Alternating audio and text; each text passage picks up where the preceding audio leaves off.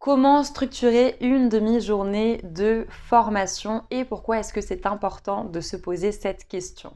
Bonjour à tous, je m'appelle Marine, je suis formatrice depuis 2014. J'ai animé des centaines de journées de formation et vraiment j'ai toujours travaillé en fait en amont, j'ai toujours pensé à préparer mes formations, c'est super important parce que comme le dit Sun Tzu, la guerre se gagne dans les plans, donc ça veut dire que si mon plan de bataille est très bien préparé, en théorie, je gagne la guerre. Et bien en formation, c'est la même chose. Si ton temps de formation est bien préparé, la formation va très bien se passer. Avant de te partager quelques astuces du coup sur la structuration d'une demi-journée de formation, je t'invite à liker cette vidéo et bien sûr à t'abonner à ma chaîne YouTube. On va créer toi et moi la première chaîne YouTube dédiée à la formation en y partageant des outils pratiques, ludiques et faciles à mettre en place. La première question à se poser en fait, c'est pourquoi est-ce que c'est important de penser à bien structurer sa journée de formation? Eh bien, c'est important simplement pour pouvoir réussir à y mettre du rythme. En fait, quand il n'y a pas de rythme et qu'on est sur quelque chose de plutôt plat et monotone, on a des apprenants qui s'ennuient. Et un apprenant qui s'ennuie, en fait, simplement, c'est un apprenant qui n'est pas attentif, donc qui ne comprend pas, donc qui ne mémorise pas, donc de fait qui n'applique pas ce que tu es venu proposer en formation sur le terrain. Aujourd'hui, le but de la vidéo, c'est vraiment de s'intéresser à la structure d'une demi-journée de formation. On ne va pas rentrer dans le vif du sujet, à savoir quelle technique d'animation on pourrait prendre. Je te ferai bien sûr d'autres vidéos sur la chaîne YouTube en lien avec ça. Tu peux les retrouver d'ailleurs dans la playlist technique d'animation de formation. On va partir du principe que tu et sur une demi-journée de formation, hein, c'est en lien avec la vidéo que je te fais aujourd'hui. Donc tu vas former sur 2h30. Que tu as une grande thématique, ok?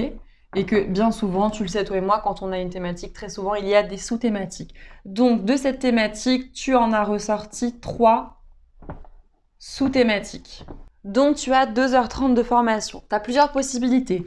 Soit tu te dis en fait que tu vas prendre les 2h30 et que tu vas découper ces 2h30 en 3. Donc ça va faire quelque chose comme 45 minutes et 1 heure. Ça c'est la première possibilité. Deuxième possibilité, tu vas partir sur 45 minutes, 30 minutes et 1h15. Ou troisième possibilité, tu vas partir sur 30 minutes, 1h30. Et là, on peut se dire en fait, qu'est-ce qui justifie qu'on prenne 45 minutes pour une animation, 1 heure pour une autre, etc. On peut partir sur 2 choses. La première, c'est qu'est-ce qui est vraiment important que tu estimes être peut-être le plus important, et donc le plus important selon toi va durer 1 heure ou peut-être même 1h30 parce que là on dit quelque chose qui est basique, que les gens savent déjà. Là on revient sur quelque chose aussi qui est un petit peu moins connu mais qui va vite, et là vraiment on va rentrer dans le vif du sujet. C'est pour ça qu'on est parti sur 1h30, c'est une possibilité. Et bien sûr, la deuxième chose à laquelle tu vas faire attention, et c'est super important, c'est la technique d'animation de formation que tu vas prendre. Il y a des techniques en fait qui vont assez vite et d'autres vraiment qui prennent plus de temps, et ça, il faut vraiment l'anticiper. J'ai fait une formation il y a quelques mois et justement, je n'avais pas forcément anticipé ça. J'avais prévu un temps de formation d'1 heure. Et en fait, j'ai pas pu faire tout ce que je voulais faire pendant 7 heures de formation parce qu'on était déjà arrivé à la fin de la formation en fait. Ma technique n'était pas du tout adaptée par rapport à mon timing. Donc vraiment bien penser, bien anticiper et toujours voir large. Moi quand je fais un temps de formation, bon à part ce jour-là, je vois généralement plutôt large parce que je sais très bien que le temps va filer un petit peu à gauche, à droite. Donc c'est quand même important en fait de prévoir toujours un peu de temps en plus, de gonfler le temps en fait simplement quand tu prévois de faire une animation, parce qu'en fait il y a toujours des imprévus en formation. Tu vas répondre à une question, peut-être que cette réponse va amener une autre question de quelqu'un d'autre, etc. et que finalement tu avais 10 minutes qui se sont écoulées que tu n'avais absolument pas du tout prévu, mais c'était nécessaire en fait par rapport aux apprenants, par rapport à ce qu'ils sont venus un petit peu proposer. Donc là, je viens de t'expliquer en fait que si tu avais 3 sous-thématiques dans ta thématique et que ton temps de formation durait 2h30, tu pouvais très bien scinder ton temps en 3. Mais tu peux faire aussi autrement. Et donc, je t'explique ce que j'ai fait moi pour les 2h30 de formation que j'avais. J'ai pas scindé mon temps en 3, j'ai scindé mon temps en 4. Et je vais t'expliquer pourquoi. En fait, si j'aurais dû le scinder en 3, j'aurais fait 15 minutes, 30 minutes et 1h45, ok? Mais moi, je pars du principe qu'1h45 sur une même technique d'animation de formation, c'est super long, donc c'est pas du tout pertinent. Donc, qu'est-ce que j'ai fait en fait? J'ai scindé cette partie-là en deux et donc j'ai utilisé deux techniques d'animation différentes. J'en ai fait une première pendant un temps de 45 minutes et une deuxième pendant un temps d'1 heure. Donc, j'avais 2h30 pour résumer. J'ai fait une première technique d'animation de 15 minutes, une deuxième de 30 minutes, une troisième de 45 minutes et une quatrième d'1 heure. Donc voilà, il n'y a pas de bonne réponse. Là, je suis en train de te proposer des schémas, différents schémas en fait, et c'est à toi en tant que formateur de t'adapter au mieux pour garder toujours du rythme dans ta formation parce que c'est ça aussi l'objectif. La dernière chose qu'on va aborder, c'est bien sûr ce qu'on appelle la progression pédagogique. Ok, j'ai un temps de 15 minutes, de 30 minutes, de 45 minutes, d'1 heure. Mais concrètement, en fait, de quoi je parle ici, de quoi je parle ici, de quoi je parle ici et de quoi je parle ici? Eh bien, je te propose simplement d'utiliser en fait le schéma qui selon toi est le plus logique. Par exemple, si demain tu pars de Paris et que tu vas à Marseille, tu vas prendre une autoroute qui va faire Paris-Marseille ou peut-être deux autoroutes. Je vous avoue, j'ai jamais fait un Paris-Marseille, je sais pas trop ce qu'on prend comme autoroute.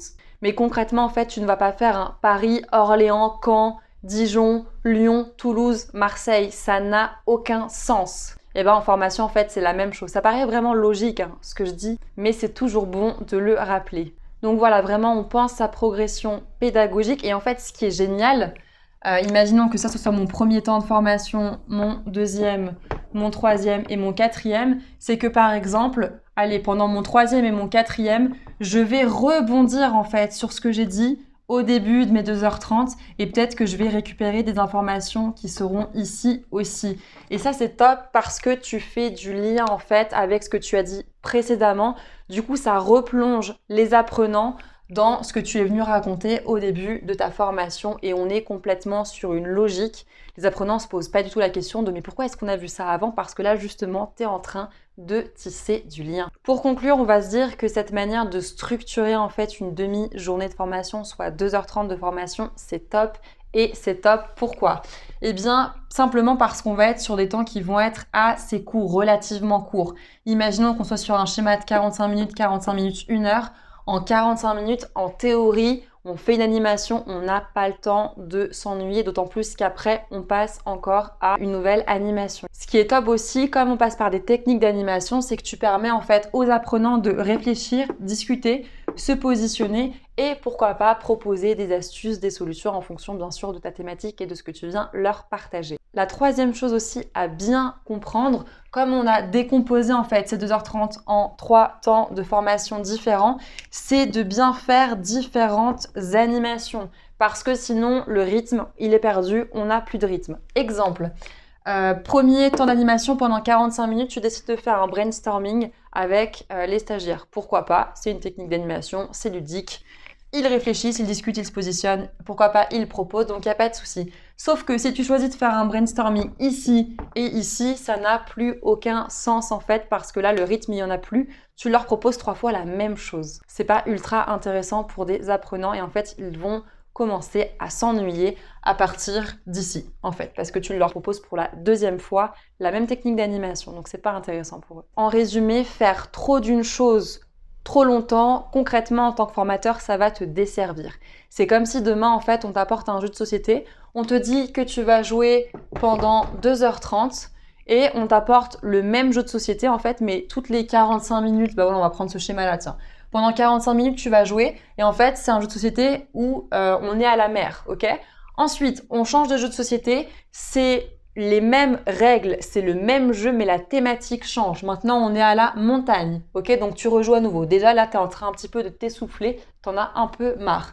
Et là, carrément, troisième jeu de société, on change une fois de plus de thématique. On est à la campagne, mais on est sur les mêmes règles du jeu et c'est le même principe du jeu. Là, t'en as ras-le-bol, t'en peux plus. Et tu te dis que les 2h30 où on t'avait promis du jeu, où tu trouvais ça plutôt agréable, finalement, tu as fait 3 fois la même chose, on a juste changé de thématique, finalement, non, c'était pas très fun. Et voilà, cette vidéo s'arrête ici. Si elle t'a plu, je t'invite bien sûr à la liker, à la commenter et à la partager. Abonne-toi à ma chaîne YouTube et on se retrouve très vite pour de nouvelles vidéos sur la formation. Prends soin de toi et à bientôt. Ciao!